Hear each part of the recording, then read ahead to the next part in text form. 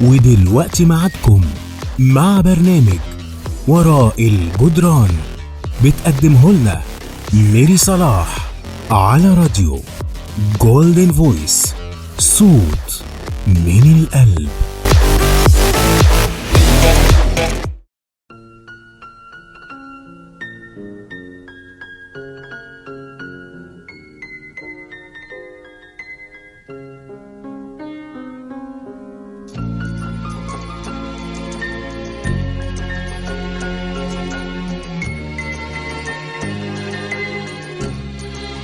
مساء الخير عليكم، معكم ميري صلاح في أولى حلقاتنا من برنامج ورا الجدران على راديو جولدن فويس.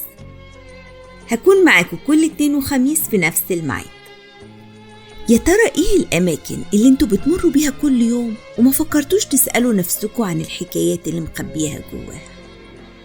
كل مرة هندخل مكان مميز ونشوف ايه اللي مستخبي ورا الجدران، مش هنشوفه إلا لما نقرب ونفتح أبوابه مع بعض وندخل ونشوف ايه السر اللي مخبيه ورا الجدران القديمة.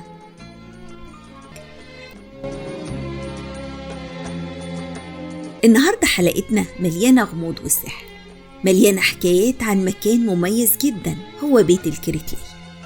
البيت ده مش مجرد تحفة معمارية، لكن جواه أسرار وأساطير غريبة، أهمها البير المسحور. يلا بينا ندخل مع بعض ونتعرف على اللي مستخبي ورا الجدران. بيت الكريتلية مبني في القرن ال16 جنب مسجد ابن طولون في منطقة السيدة زينب، لكن اللي بيميزه عن أي بيت تاني إنه بيتين في واحد، يعني البيت عبارة عن مبنيين مدموجين، بيت الست أمنة بنت سالم وبيت محمد ابن الحاج سالم، واللي آخر واحدة سكنته سيدة من جزيرة كريت، عشان كده سموه بيت الكريتلية.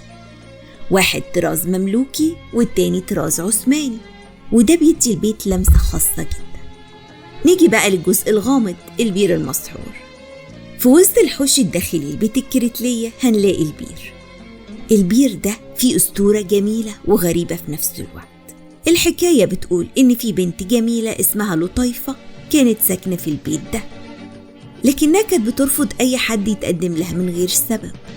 وكان في شاب اسمه أمين ساكن في البيت اللي قصاده، وكان هو كمان رافض الجواز زيها. الناس كانت بتقول إنهم الاتنين مسحورين، ودي كانت بداية القصة.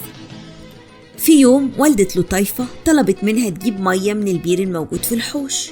لطيفة كانت سامعة عن البير ده إنه مش عادي، خايفة من الحكايات اللي سمعتها عنه، لكن فضولها خلاها تقرب.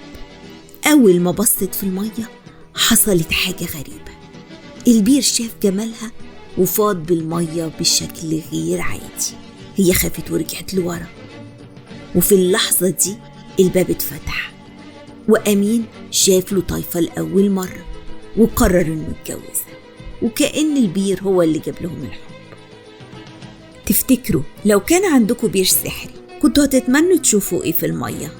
شاركونا آرائكم وإجاباتكم على فيسبوك وتليجرام راديو جولدن فويس، وهنتناقش في نهاية الحلقة. خلونا ناخد فاصل صغير ونرجع نكمل كلامنا عن بيت الكريتلية وأسرار. ما تنسوش تتابعونا على وسائل التواصل الاجتماعي الخاصة بالبرنامج على فيسبوك وتليجرام راديو جولدن فويس. استنونا.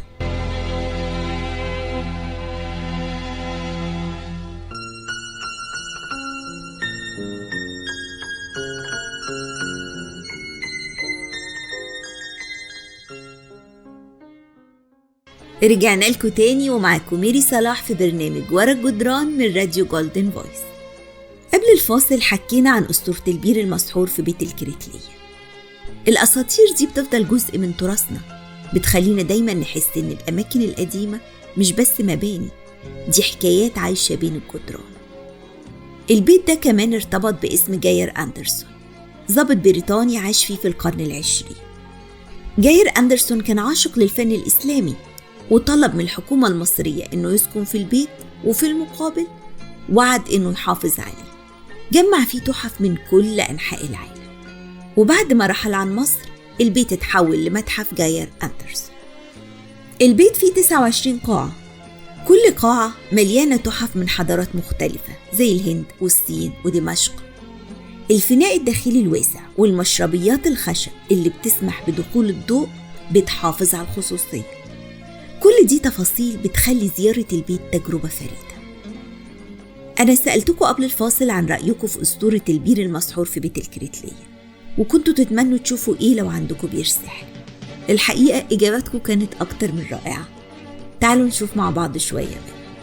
محمود من الجيزة كتب لنا بيقول: أنا لو كان عندي بير سحري كنت أتمنى أشوف مستقبلي، يمكن يعرفني على حاجات لسه محصلتش ويخلي حياتي أسهل. هي فكرة جميلة يا محمود. فكرة إننا نشوف المستقبل كانت دايما فكرة مجننة الناس، ودايما بيفكروا في اللي جاي، بس ما تنساش إن المستقبل بإيد ربنا. نيرة من اسكندرية بعتت لنا وقالت: أنا كنت أحب أشوف الشخص اللي هعيش معاه بقية حياتي، يمكن البير يعرفني على حد يكون مناسب ليا زي ما عمل مع لطيفة وأمين. هي إجابة رومانسية جدا يا نيرة. الحب كان جزء كبير من الحكاية في بيت الكريتلية. بشكر محمود ونيرة وكل اللي شاركونا بإجاباتهم وآرائهم الجميلة. في النهاية بيت الكريتلية مش مجرد بيت أو متحف، ده مكان مليان حكايات وأساطير زي البير المسحور والحب اللي جمع بين لطيفة وأمين. لكن الحقيقة إن العلاقات اللي بتستمر هي المبنية على التواصل والصراحة، مش الحظ أو السحر. الحب الحقيقي بيجي مع الوقت. وبكده تكون حلقتنا النهاردة خلصت. أتمنى تكونوا استمتعتوا معانا واكتشفتوا حاجة جديدة عن بيت الكريتلية وأسطورة البير المسحور. الحقيقة المكان يستاهل الزيارة، هتتفسحوا وهتنبسطوا فيه، وفي ناس هناك لطاف هيحكوا لكم كل حاجة. هتعرفوا إن المكان يستاهل أكتر من حلقة، لأن في كمان حكايات كتيرة جدا جدا جدا. هتشوفوا جماله وتكتشفوا الحكايات بنفسكم. مستنياكم كل يوم 2 وخميس في نفس الميعاد على راديو جولدن فويس. كان معاكم ميري صلاح من برنامج ورا الجدران. استنوني في حلقة جديدة.